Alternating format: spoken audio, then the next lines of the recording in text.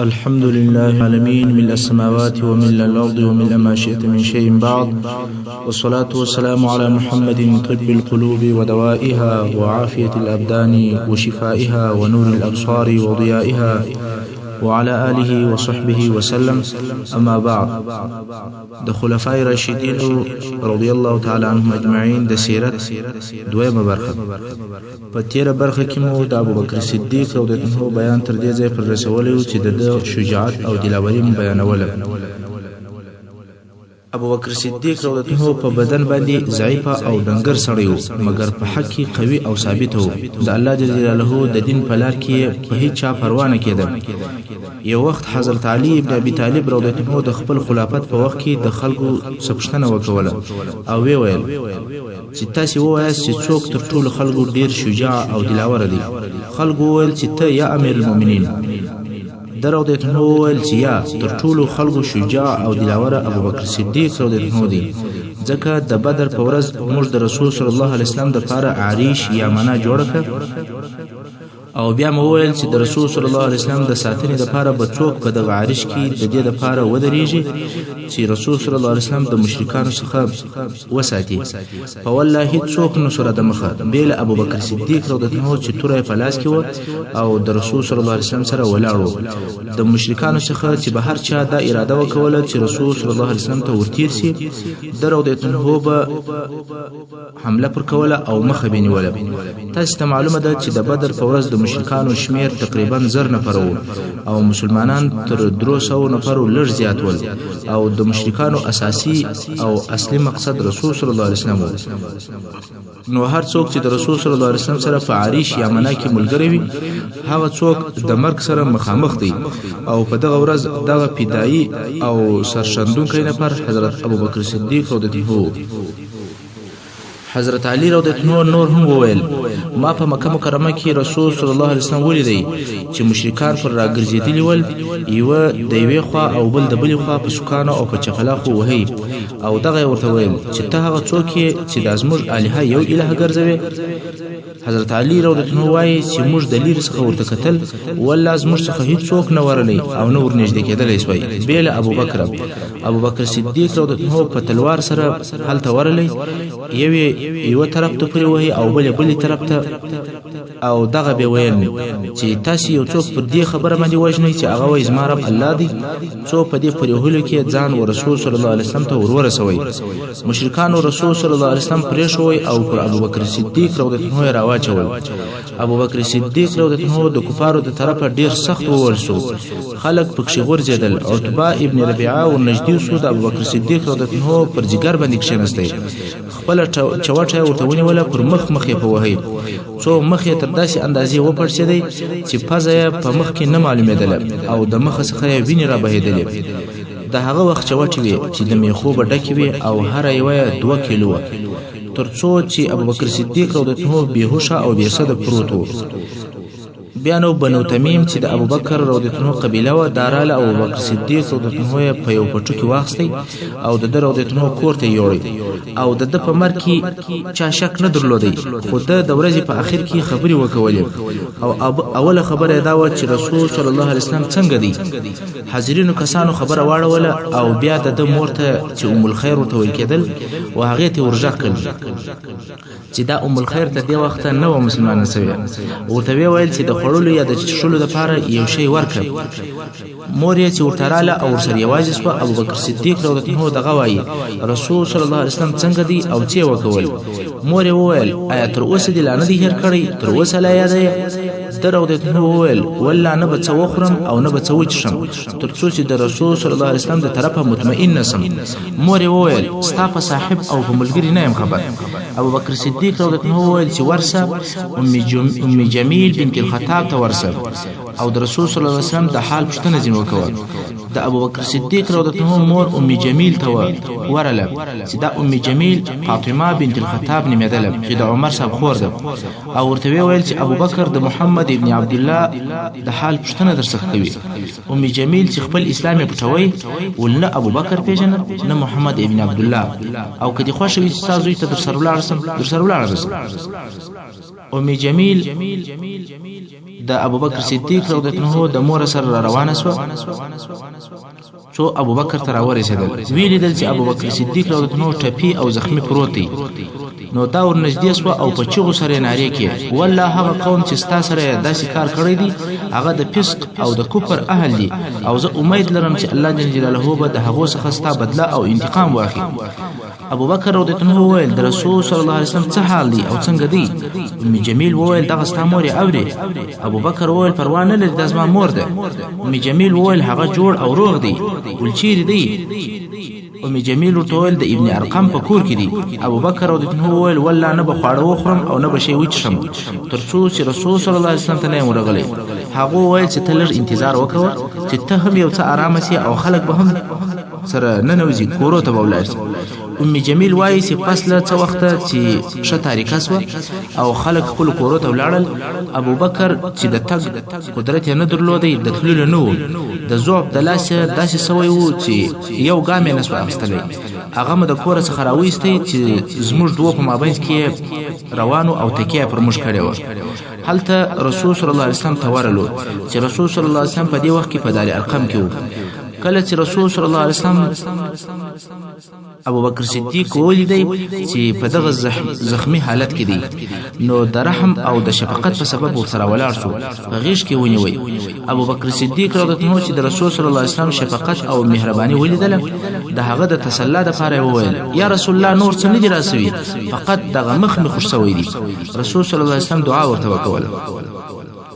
ابوبکر صدیق رضی الله عنه وویل یا رسول الله زما مور ته دعا وکوه چې الله هدایت ورته وکړي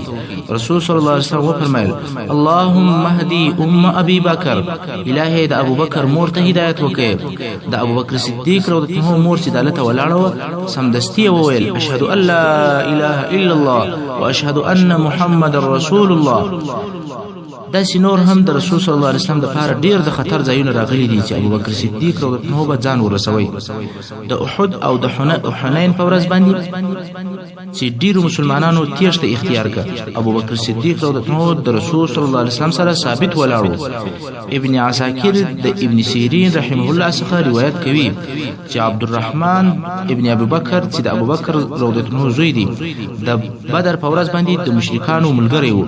پس له اسلام راوړلو یو ورځ خپل پلار ته وویل پلاره د بدر په ورځ او د جنگ په میدان کې به ما ته لیدلې خو زه به د دې دپاره درڅخه ګوښه کېدلم چې ستا سره جنګ ونه کړم ابوبکر صدیق رضی الله عنه ورته وویل مګر زه په والله که ته زما په مخ کې راغلی وای ما به مخ نه وای دسه اړولی بلکې وژلی به مې وای د ابوبکر صدیق رضی الله عنه شخصیت او ایمان راوړل د ابوبکر صدیق رضی الله عنه په شخصیت کې د حق او د حقیقت محبت پروت و د حق د پاره ژوند کوي او د حق د پاره ځان قربانوي کله چې رسول صلی الله علیه وسلم پس له بعثت پر ابوبکر صدیق رضی الله عنه اسلام عرض کړي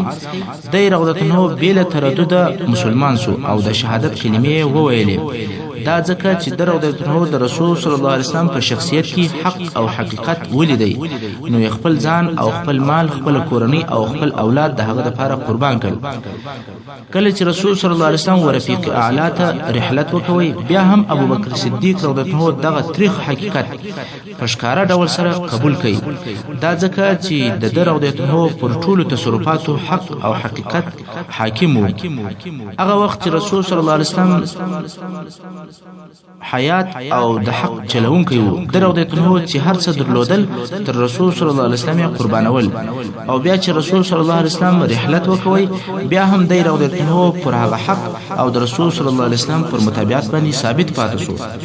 نو د رسول صلی الله علیه وسلم تر کورنۍ د باندې او په نارینه‌و کې ابوبکر صدیق رضی الله عنه هغه اول نفر دی چې په ایمان باندې مشرف شوی دی مګر په ټول بشر کې اول هغه څوک چې مسلمان شوی دی او په اسلام مشرف شوی دی هغه ام المؤمنین خدیجه رضی الله عنها ده او بیا د دې وروسته حضرت علی رضی الله عنه دی چې د مسلمانېدلو په وخت کې د عمر لس کاله او بیا زید ابن حارثه رضی الله عنه چې د رسول صلی الله علیه وسلم آزاد کړل شوی مری وو او د رسول صلی الله علیه وسلم په کور کې اوسېدی هغه مسلمان شو نو پکشنیانو او ماشومانو کې اول هغه څوک چې په اسلام مشرف شوی دی علی رضی الله عنه دی او په مریانو کې زید ابن حارثه رضی الله عنه دی او په شوزو کې خدیجه رضی الله عنها ده خدا ټول کسان چې دي دا د رسول صلی الله علیه وسلم د کورنۍ کسان دي او د رسول صلی الله علیه وسلم په کور کې به اوسېدل خو ابو بکر صدیق رضی الله عنه هغه اول نفر دی چې د رسول صلی الله علیه وسلم تر کورنۍ د باندې و اسلام ته داخليږي رسول صلی الله علیه وسلم فرمایي ما داسې څوک اسلام ته نه دی رابللی چې هغه دي تردد او نقاش سوال او جواب نه وی را سره ویلي بیل ابو بکر چې ابو بکر نه پښتنه را سره کوله نه تردد او نه شک فقط چې د رسول صلی الله علیه وسلم څخه واوریدل چې رسول صلی الله علیه وسلم ورته فرمایي یا ابو بکر زه د دې امت لپاره په رسالت سره الله جل جلاله اختیار کړم او دا مې وظیفه ده چې خلق وحدانیت ته راوبولم ترڅو چې شهیدی ادا کړي چې لا اله الا الله محمد رسول الله ابو بکر صدیق رضی الله عنه فورا او دستی بیل پښتنی او نقاش وویل اشهد انک رسول الله زه شهیدی ادا کوم چې ته رسول الله د ابو بکر صدیق رضی الله عنه د طرفه دغه دعوت قبلول نه سادهګي و او نه بیل فکر تلوارو بلکې دا هغه د حق قبلول ول او دغه ورځ څخه د رضی الله عنه زړه نور هم په حق او په حقیقت سره ډکېدی دلته زموږ د لپاره یو دقت او توجه پکار ده هغه دا چې هر هغه څوک چې دا یقین سو چې دغه د اسلام دین حق دی نو د هغه د لپاره دا لازمه ده چې دغه دین پوره متابعت وکړي خپل ځان د ابو بکر صدیق رضی الله عنه سره مشابه کړي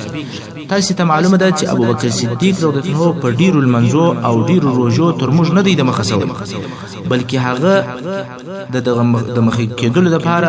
هغه اساسي سبب یاد دی چې حق ولیدي د حق متابعت وکوي په خپل ځان په خپل وینه په خپل مال په خپل روح او په خپل وخت او په خپل کوشش په خپل اولاد او په خپل درجه او مقام د حق د کامیاب کولو د لپاره په صدق او په اخلاص سره ژوند تیروي او په هر موقع کې به پر حق ولاړو موږ باید د ابوبکر صدیق رضی الله عنه څخه درس واخلو او د هغه څخه زده کړو چې کله د حق وپیژندې او حق در معلوم شو نو ته باید د حق د لپاره ژوند وکړې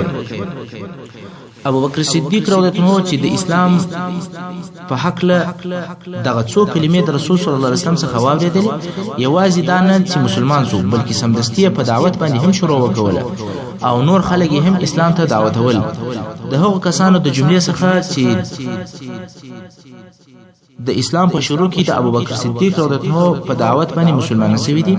هغه دا نفر دي عثمان ابن عفان طلحه ابن عبید الله زبیر ابن عوام سعد ابن ابي وقاص ابو عبیده عامر ابن جراح عبد الرحمن ابن عوف رضی الله تعالی عنهم اجمعین دغه شپږ نفر اصحاب کرام چې د عشره مبشره څخه دي د اسلام په شروع کې د ابوبکر صدیق رضی الله عنه په دعوت اسلام ته داخل شوي دي عشره مبشره هغه لس نفر اصحاب کرام دي چې رسول صلی الله علیه وسلم د دې د صدق او قوي ایمان په سبب باندې په دې دنیا کې د جنت زیری ورکړي او زموږ مسلمانانو پر دې ایمان دی چې دغه لس نفر خامخا جنت ته داخليږي خو دغه لس نفرو د جملې څخه شپږ نفر د ابوبکر صدیق رضی الله عنه د دعوت په واسطه په اسلام او په ایمان مشرف شوي دي او دا هغه وخت چې په خپل ابوبکر صدیق رضی الله عنه د اسلام څخه بیل لږ شانو نور څه نه ورزده کړي اوس نو زموږ حال ته وګوره نن ورځ زموږ د هر وسره د اسلام په اړه کې څونه ډیر معلومات شته خو د اسلام د لپاره مو هیڅ نه دی کړی نو زموږ او د ابوبکر صدیق رضی الله عنه په مابین کې ډیر فرق دی او هغه فرق دا دی چې د رضی الله عنه حق چې کله وپیژندې نو د حق لپاره ژوند شروع کړي خو موږ حق پیژندلې دي مګر د حق لپاره مو هیڅ نه دی کړی دا څونه لو خطا ده ابوبکر صدیق رضی الله عنه حق وپیژندې نو د حق لپاره کار کوي او د هغه شپږ نفرو د اسلام سبب وګرځیدي چې د رسول صلی الله علیه وسلم د طرفه د جنت زیری ورکول شوی دی نو د ټولو هغه کسانو چې د رضی الله عنه په واسطه مسلمانان شوي دي ټول ښه عملونه که عبادت دي که جهاد که صدقې دي که خیراتونه که دعوت الی الله دي که د دین نشرون دي ټول د ابوبکر صدیق رضی الله عنه د نیکیو په ترازو کې زیاتیږي تاسو ته معلومه ده چې ابو عبیده عامر ابن جراح رضی الله عنه د شام فاتح دی او سعد ابن ابي وقاص رضی الله عنه د عراق فاتح دی او هغه څوک دی چې د فارس امپراتوري او ختم کړ او دا رقم نور ډیر کسان د ابوبکر صدیق رضی الله عنه په واسطه باندې اسلام ته داخل شوي دي چې د هغو د جملې څخه ارقم ابن ابي الارقم او عثمان ابن مزعون رضی الله عنه دي. دا څونه لوړه درجه او عظیم مقام دی. د ابوبکر صدیق رضی الله عنه د اسلام ثمره یوازې دعوت او اسلام ته بلنه نه و، بلکې ابوبکر صدیق رضی الله عنه په خپل مال سره د مسلمان مریانو په آزاد کولو کې پوره حصہ درلوده. هغه مسلمان مریان یا منځي چې مالکانو او بادارانو په ظلمونو پر کول، د اسلام او د ایمان په سبب به وهل او ټکول ورکول. در رضی الله عنه به هغه مریان رانیول او بیا به آزادول. د دغه کار په شروع کې ونه پر مریان یا منځاني رانیولې دي او بیا آزاد کړي دي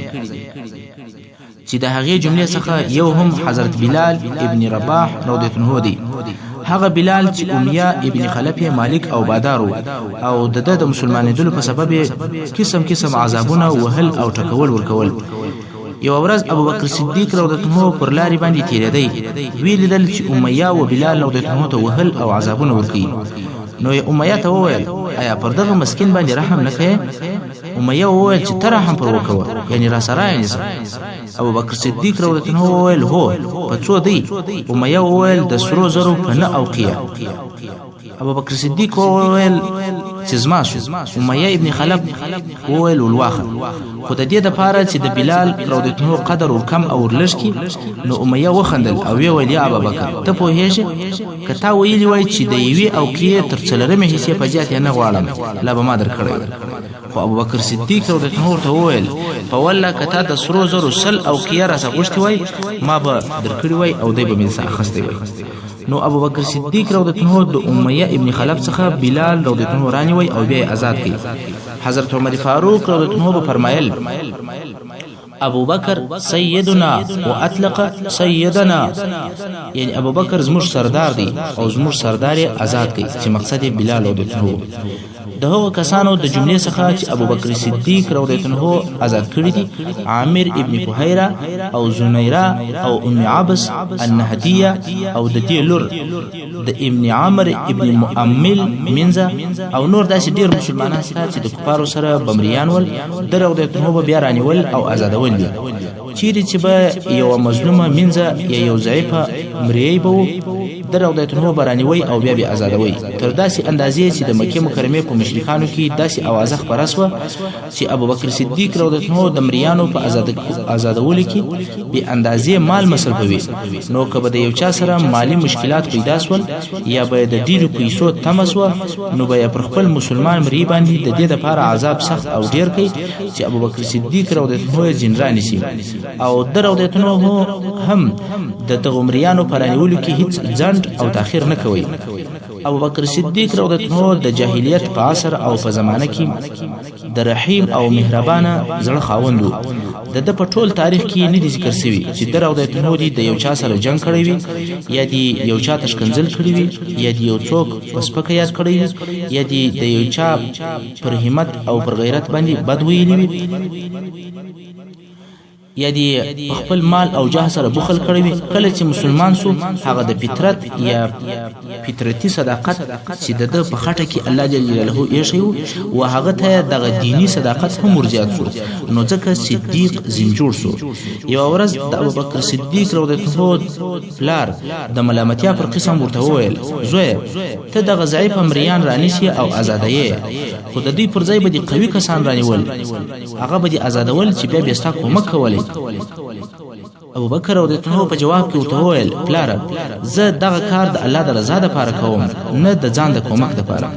او هلته مشرکانو داسې اوازې اچولې چې یو وخت بلال رضی الله عنه د ابوبکر سره یو نیکي او احسان کړی و، نو د دې دپاره رانیوي او آزاد کوي چې د هغه احسان بدله ورکړي. خو د الله جل جلاله د طرفه د ابوبکر صدیق رضی الله عنه مبارک د سورة اللیل دغه آیاتونه نازل شول چې رب جل جلاله فرمایي اعوذ بالله من الشیطان الرجیم الذي يؤتي ماله يتزكى وما لأحد عنده من نعمة تجزى هغه څوک چې خپل مال د دې لپاره ورکوي او مصرفوي چې پاک سي او د سره یا پر د باندې د هیڅ چا هیڅ نعمت او هیڅ احسان نه وي چې دی د هغه احسان بدله او عوض ورکړي إلا ابتغاء وجه ربه الأعلى ولسوف يرضى بیا د خپل لوړ او اعلی رب جل جلاله د رضا د غوښتلو څخه یعنی بل مقصد نه وي بیا د رضا څخه د الله جل جلاله د الله د رضا لپاره خیرات کوي او ژر د چې خامخا به د الله د طرفه راضي سي یوازې دغه آیاتونه نه بلکې د الليل سورت ټوله د ابوبکر صدیق رضی الله عنه مبارک نازل شوی دي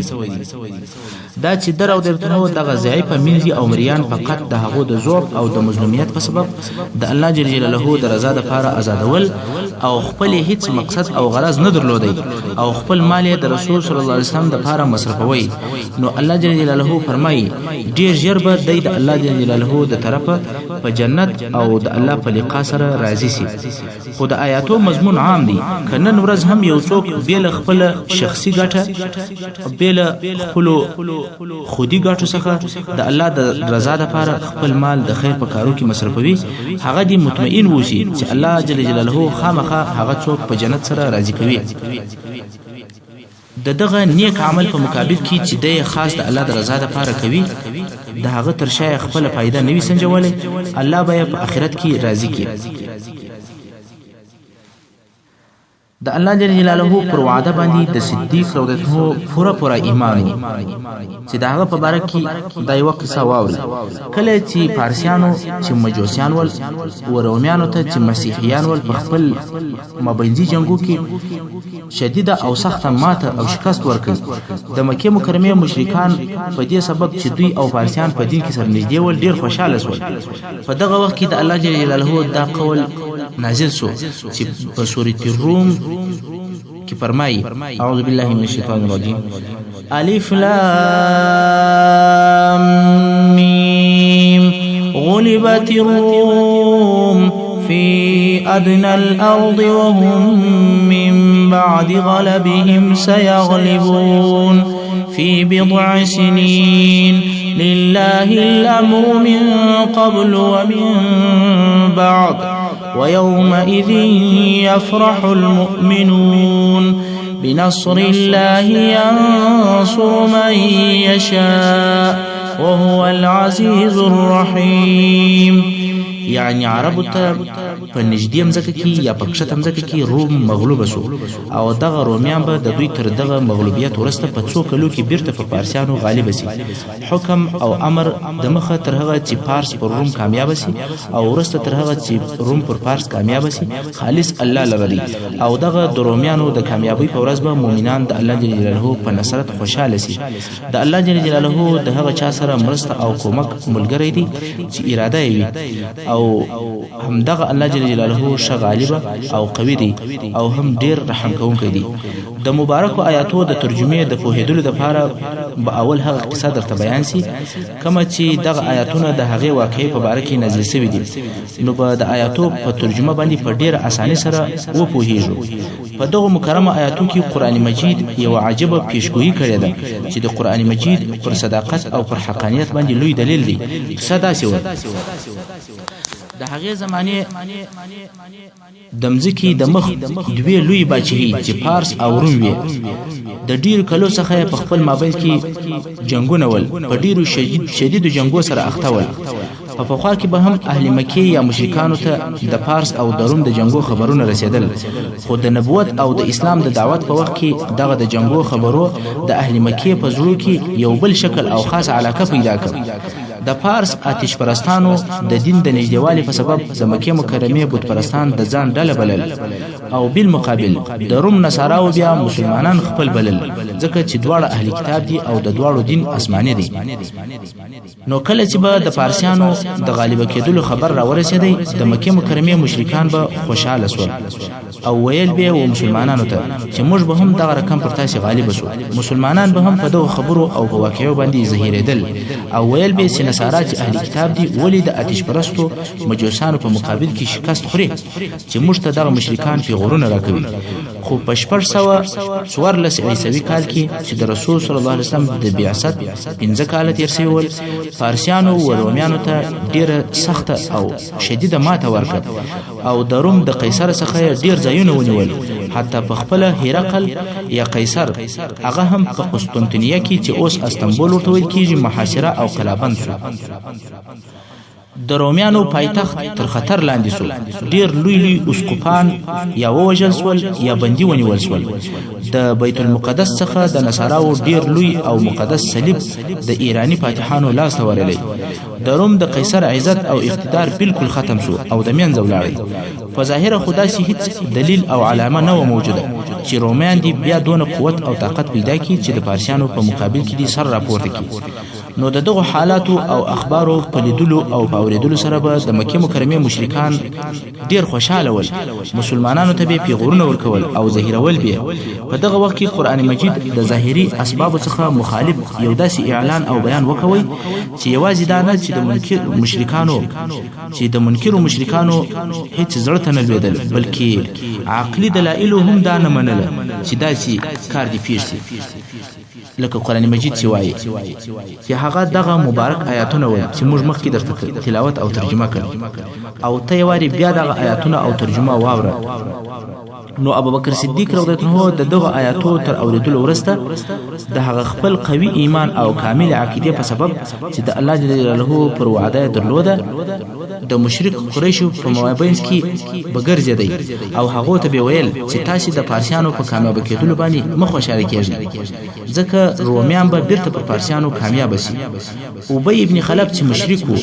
او د رومیانو کامیابی هیڅ زړه ته نه لویدله. ابوبکر صدیق رضی الله عنه وویل آیا پر دغه دعوه چې ته کوي پر دې دعوه باندې شرط را سره دی؟ ابوبکر صدیق رضی الله عنه ورته وویل هو. بیا څو اوشان شرط ور سره شوی. البته په دغه وخت کې د شرط تړل یا د شرط ایښول نه ول حرام. امیه ابن خلف پوښتنه ځین وکوله چې دغه د روم کامیابی به په څونه وخت او په څونه موده کې پیښیږي. ابوبکر صدیق رضی الله عنه 3 کاله موده وروښوله ځکه په عربي کې د درو څخه بیا تر نو پورې دیته بضع ویل کېږي، لکه په آیات شریف کې بضع سنین راغلي. ابوبکر صدیق رضی الله عنه په اول کې دغه د بضع سنین ترجمه د خپل فکر څخه په درو کلو کړی و.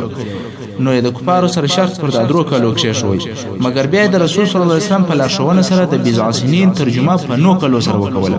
نو ابوبکر صدیق رضی الله عنه بیرته امیه ابن خلف ته ورلی. امیه چې ولیدل چې ابوبکر را روان دی ورته ویل ولکه پښیمانه سوی چې در رضی الله عنه ورته ویل چې یا بلکې راغلی يم چې د شرط د اوشانو شمیر او د شرط موده نور هم زیاته کړم. نو د اوشانو شمیر یې سل اوشکای او موده او وخت نه کاله کوي. کلونه تیریدل څو د بدر د جنگ په وخت کې لکه څنګه چې مسلمانانو پر مشرکانو کامیابی حاصله کړه دغه رقم رومیانو پر پارسیانو باندې کامیابی حاصله کړه او ابوبکر صدیق رضی الله عنه هغه د شرط سل اوشان د مکه مکرمه د مشرکانو سره واخستل او د رسول صلی الله علیه وسلم په امر ټول خیرات کړ. محترم اوریدونکو څنګه چې وخت پای ته رسیږي زموږ پاته برخه د سیرت الخلفاء په راتلونکي حصہ کې واوري. وصلی الله تعالی علی خیر خلقه محمد و آله و اصحابه و اهل بیته اجمعین.